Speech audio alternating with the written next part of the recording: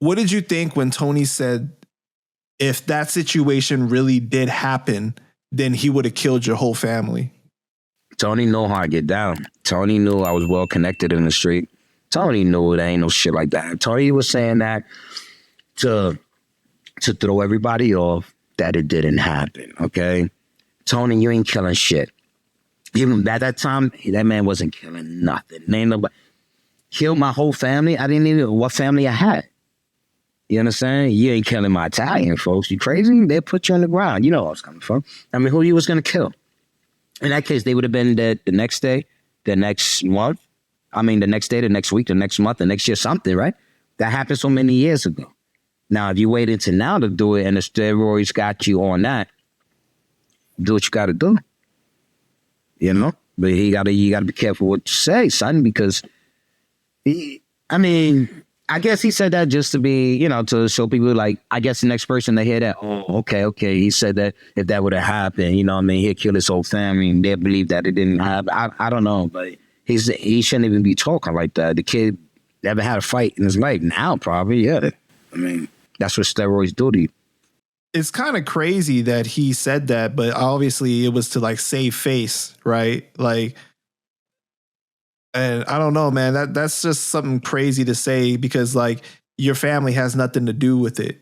Like, I don't think you should bring in somebody's family, Nah. See, I took that. I ain't going to say I took it personal because I think, I think outside the box because I don't know if I guess he wanted to touch. My family ain't got nothing to do with this. I would never bring, his mom was cool, bro.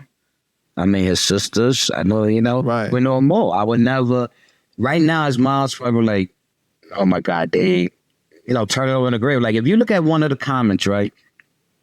His name was Victor. I want to say Victor, but he owned the video shop right there on 6 and 10 that we all know.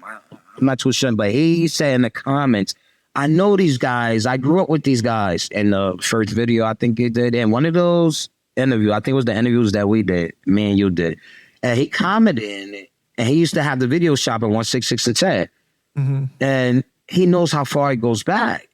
You understand? So for Tony to come out and say that, he knows what it is. And me and Tony's two different people.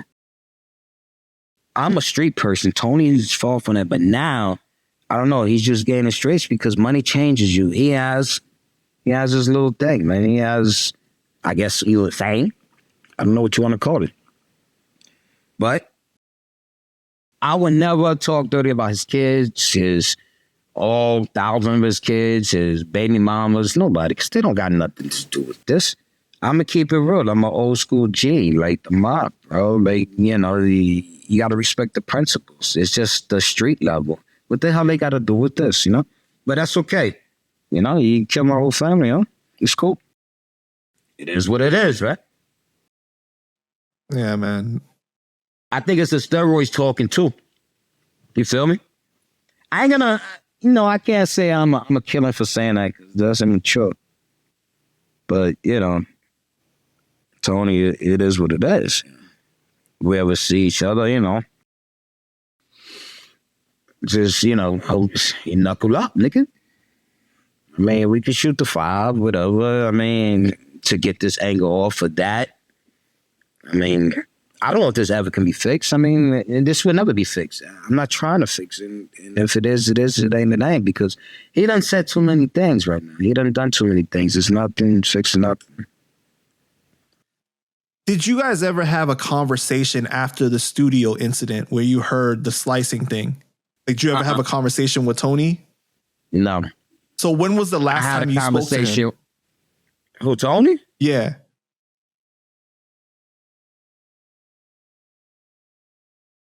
Damn, son. That's crazy. The last time I spoke to Tony, I was still living in the forest, though. He was on, I was in Academy Gardens. I'm trying to think. Damn, son. A minute. I don't know. But it was after the studio session? Nah. Yeah, because that's when, it wasn't even, like, he didn't say nothing. It was Buck Fifth I seen. Then he was like, yo, he was going to tell Cuban he, was going to do it. And then Tony, I never seen him. Like, he never said nothing about it. because I already know what he did. You know, he went and told Flex and that, you know, I told Cuban. So that's how the drama started with me and Flex. You see, you putting it together? Yeah. Out in the wave. So that's how it started. Because that then, you know, a lot of things, I'm not going to set my, you know what I mean? I'm in a bad position in the studio. You know what I mean? I got no can on me. I mean, because I'm with, you know, we brothers. You know, we still brothers. I mean, I don't know the story what happened in Jelly's. I know you was going to play sides either. You feel me? So my G asked me to come out with her, go to the studio. I seen all that, man. They just threw me the wrong way. And I was like, are you kidding me, son? Word? So that's how that went down.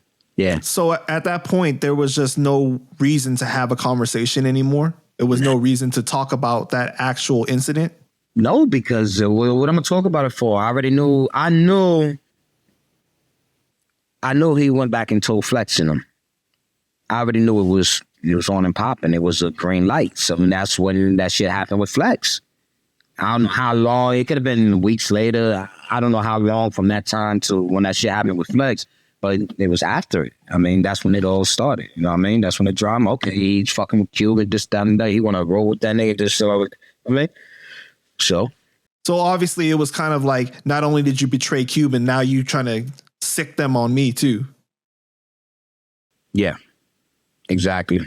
Because he went and told him, you know what I mean, about that. So, you know, that shit was some fucked up shit. I mean, and just loyalty and just, it wasn't even, my loyalty is already stand. It's not even about that, right? It was that you had to hear it, son.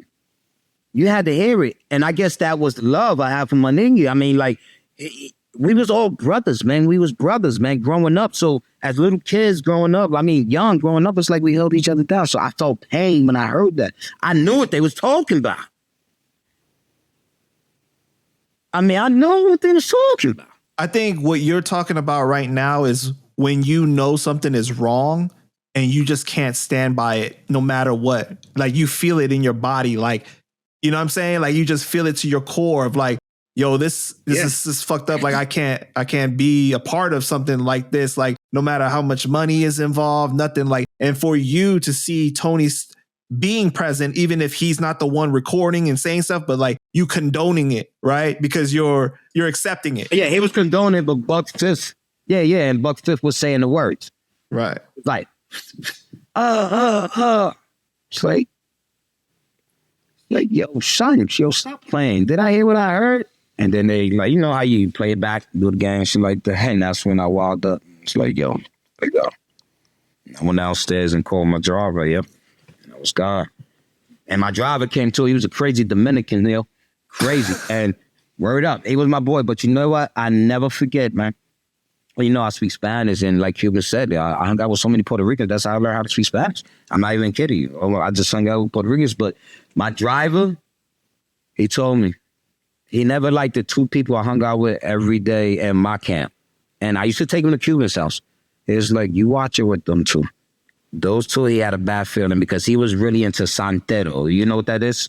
Like the Santeria? Yeah, Santeria. He was really into that. He was Dominican, yo. And he used to always tell me, if Santa is telling him, these two people is no good for me. They're going to use you. They just using you for your money. Nobody understood how I got money, but I used to pick them up every day because I felt we grew up together. It's my G's. I'm going to put them on my way, right? Yeah, they did me dirty, man. So I never forget that day. So I was like, wow.